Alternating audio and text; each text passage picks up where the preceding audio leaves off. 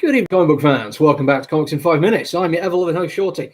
And third day in a row of doing 2 reviews. I'm just reviewed out right now. I've got Sinister War issue 1 left to review, but honestly, who's got the time and the energy? Maybe tomorrow morning. Let's see how it goes. Today, though, before I close for the day and go shopping and take my dog for a walk, I'm going to review Spare Parts. I'm going to say like issue 1, but it doesn't really have an issue 1 thing on it. I feel like it's just a one-shot. It was just as cover A. On the back there from Behemoth, by the way, who've been doing some really cool stuff at the moment. They've been picking up some really unusual licenses, and I kind of like to see what licenses people think are going to be worth converting into comic books. Some of them really didn't make any sense to me, but ended up being hugely successful, like Hotline Miami. Other ones that made perfect sense to me. A girl who walks alone at night was brilliant, like uber amazing dark noir stuff. This one is a full-on grindhouse epic. And that means I was tempering my expectations before I even picked it up, because I don't really know much about grindhouse stuff. It's an expectation that it's kind of like lo-fi, low budget, exploitive, that kind of thing.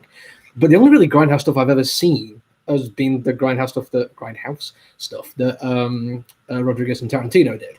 And Tarantino's movie, quite frankly, was a pile of poo. But the Rodriguez one was excellent. I think because they leaned in a little bit more to the vagaries of what can and cannot be done with it, instead of just having massive long conversations around a table. Very Tarantino-esque. So I don't really know what to expect other than like a kind of stylistic choice. The stylistic choice has come across fairly low in terms of artwork. And it's an unusual thing to say this, but I was disappointed, and that disappointment changed as I was going through it. But not because of me just kind of accepting that this is a stylistic choice. Usually that's the way my mind will work. I can see an art style that's not particularly my cup of tea, or maybe I don't think it's got enough detail, not even sometimes just not drawn well enough. But you get a sense that there is a point to an artistic choice, and you realise that what you've done is basically you've looked at it through your own lens rather than the lens of the creators. This is not that. This is literally the artist showing that they're getting better through a comic book. There is kind of lazy facial drawing at the beginning of it, where it's very simple lines, not really much in the way of detail of expression or detail of, just anything on the faces. But by the time you get to the end of it, there is far more going on there. And as a result of it, the characters do become more expressive, and it's easier to relate to them. It's easier to see them as, they are still just characters in a comic book or a movie, but they come across as more human. They are more empathetic as a result of that. And it's literally page to page to page, you can see it going on. Actually, when I got to the end of it, I went flick back to the front to be like, how the hell did I think these characters are drawn bad? These are brilliant. But then you flip to the front and realize, no, they are just not very well drawn. But that's not to say the artwork is bad throughout. There just seems to be an unusual choice in where the attention to detail has gone. There's a scene near the end where the facial looks definitely better, but still not perfect.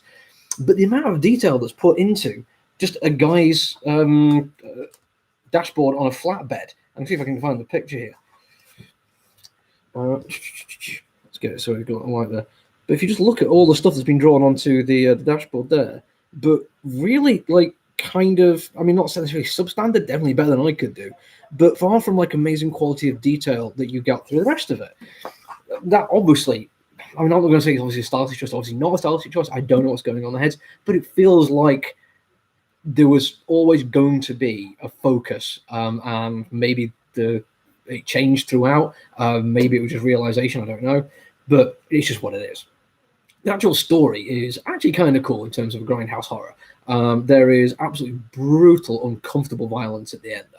Don't get me wrong, there's a fight at the beginning, but that is kind of, I don't use good nature, it's not quite what I mean, but it feels like it starts with malice from one place and then just explodes into violence kind of for the sake of violence.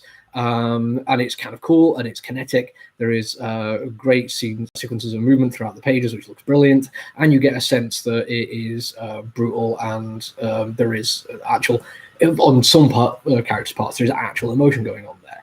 But then you get to the end bit, and the full-on horror of it comes in, and there is really uncomfortable surgical stuff happening. There's one particular bit where it involves a pregnant woman, a recent pregnant, I think not even 3 months pregnant, which is quite horrific, and I don't want to get into details of it, but suffice to say it's uncomfortable.